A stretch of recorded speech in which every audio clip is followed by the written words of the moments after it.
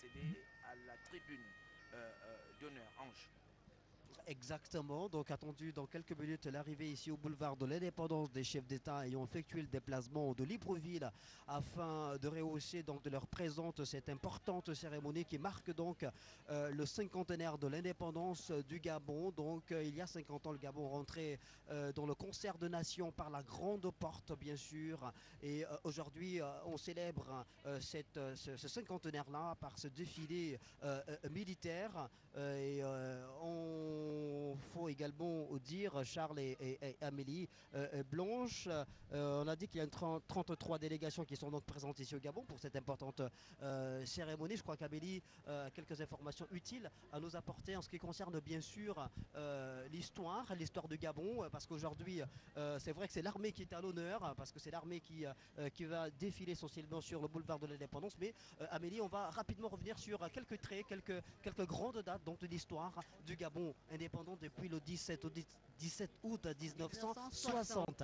Alors, Ange, nous ne pouvons pas parler du cinquantenaire de l'indépendance du Gabon, vous l'avez dit, sans rappeler quelques dates clés et acteurs politiques qui ont joué un rôle important lors de la proclamation de la République du Gabon. Alors, en restituant les faits dans leur contexte historique, 4 allocutions ont été prononcées le 28 novembre 1958 à l'occasion de la proclamation de la République du Gabon. Je vous l'ai dit tantôt, il s'agit du discours du chef du gouvernement du Gabon, Léomba, de celui du président de l'Assemblée territoriale du Gabon, Paul Idjedje Ngunjo, oui, et celui du député Jean-Hilaire Oba, mais enfin du gouverneur français San. Personnalité qui a joué un rôle important et capital, c'est le général de Gaulle, militaire officier dans l'unité des chars d'assaut, poète écrivain. Le général de Gaulle avait un sens aigu de l'histoire et ce n'est pas par hasard que Brazzaville a été le point de départ de la résistance française, puisque Paris a été occupé dès juin 1940. Brazzaville a donc été la capitale de la France libre pendant la Deuxième Guerre mondiale. Alors, les grandes dates à retenir, le 30 janvier 1944, conférence de Brazzaville, prise de conscience des problèmes coloniaux. Le général de Gaulle regroupe les représentants des territoires français, premier pas vers l'Union française.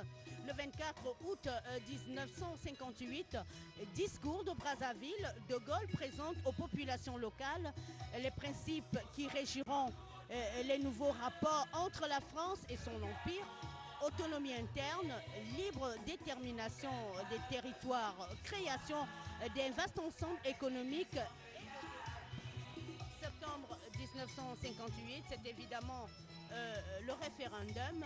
Et enfin, le 17 août 60, l'acte final de la proclamation de l'indépendance du Gabon a été prononcé par le président Léomba et Malraux. Voilà.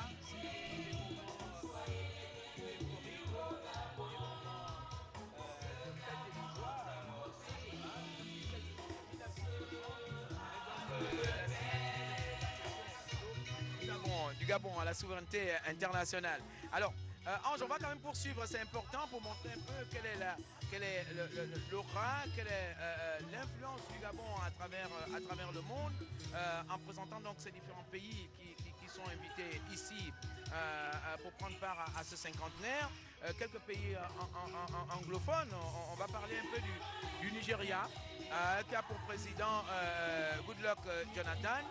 Le Nigeria est indépendant depuis le 1er octobre 1960. La superficie du Nigeria, c'est pratiquement 1 million de kilomètres carrés, plus précisément à peu près 923 000. La capitale est à Abuja. La population est à peu près de 130 000, sinon 129 millions et quelques. La langue officielle, c'est l'anglais. Alors, le Gabon entretient des relations diplomatiques avec le Nigeria depuis 1980. Il a ouvert une ambassade à Abuja, réciproquement. La représentation diplomatique du Nigeria après la République gabonaise s'est établie à Libreville. 5 accords ont été signés entre Libreville et Abuja. Tous ces accords sont devenus caducs et nécessitent aujourd'hui d'être renégociés et toilettés. le Gabon et le Nigeria siègent au Conseil de sécurité de l'Organisation des Nations Unies. Alors un autre pays anglophone, il s'agit du Ghana. Oui, le Ghana, donc la République du Ghana, dont le chef de l'État est Jonathan Mills, élu le 28 décembre 2008.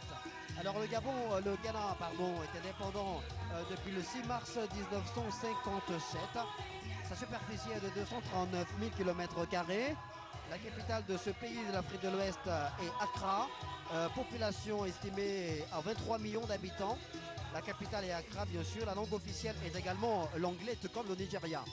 Alors, le Ghana fait partie du Commonwealth, comme la plupart des pays anglophones. Le 28 décembre 2008, au terme d'une élection présidentielle unanimement saluée pour son caractère démocratique, c'est Jonathan Mills qui est devenu le nouveau président du pays succédant à John Kufuor. Le Ghana est le premier pays africain visité par le nouveau président américain, Barack Obama, après son élection à la tête de la plus grande puissance mondiale, la Maison-Blanche, donc en 2008. La coopération bilatérale entre le Gabon et le Ghana n'est jusqu'à ce jour couronnée d'aucune signature d'accord. Pour une relation plus poussée, il serait donc souhaitable, c'est le vœu du Gabon et du Ghana, le vœu des deux chefs d'État, le vœu d'Ali Bongo Ondimba et de John Atta Mills. Il est donc envisagé que les deux pays, par leur volonté de construire une coopération ouverte, puissent étudier les potentialités de chacune des parties et en tirer profit au regard du nombre important d'étudiants gabonais au Ghana. Voilà, ainsi présenté le Ghana. Et le Ghana, il faut le dire aussi, qui fait des merveilles au niveau de la discipline qu'est le football en matière de sport. Le Ghana est parti très loin lors de la dernière Coupe du Monde qui a été organisée en Afrique du Sud. C'était la fierté, je dirais à la limite même l'orgueil de tous les Africains. Alors on va poursuivre avec la France. On n'a pas oublié la France, un pays avec lequel il n'y a plus pratiquement rien à dire, peut-être des choses à faire tout simplement. Alors la France est invitée également à ce cinquantenaire. Oui, la France qui a pour chef d'État Nicolas Sarkozy, elle est indépendante depuis le 14 juillet 1789. La langue officielle est évidemment le français. Vous l'avez dit, la coopération franco-gabonaise repose sur un cadre juridique issu des accords signés au lendemain de l'indépendance. Ces accords ont été pour la plupart révisés conformément aux évolutions qu'a connues la coopération entre les deux pays. L'ampleur du cadre juridique, le volume des échanges ainsi que la diversité des rapports entre le Gabon et la France témoignent aisément de l'excellence des relations. L'on peut relever la présence marquante de la France, notamment à travers son assistance technique, son appui aux réformes institutionnelles de l'État, ses aides budgétaires directes et son implication aux projets visant au développement des infrastructures, ses prêts d'ajustement structurel et ses bourses de formation. Voilà. Alors la France, grand artisan quand même de l'indépendance du Gabon, avec le général de Gaulle depuis la conférence de Brazzaville en 1944 et puis le tour des pays à partir des années 1958 avec un ensemble de propositions qui ont été faites à l'endroit des chefs d'État africains. Certains avaient refusé, tels que Sékou Touré qui avait dit non, mais les autres avaient dit oui pratiquement à cette époque-là, à l'instar du président Luamba. Et c'est sur la base donc de cet accord que finalement que le défunt président Luamba et le ministre Malraux avaient donc paraphé le texte qui permettait au Gabon donc d'accéder à la souveraineté internationale. Alors on va revenir aussi toujours avec tous ces pays qui doivent prendre part et qui ont été invités donc à cette grande fête. On va parler de l'Angola à côté, Ange. Alors l'Angola a pour président José Eduardo Santos. L'Angola, il est président depuis le 21 septembre 1979.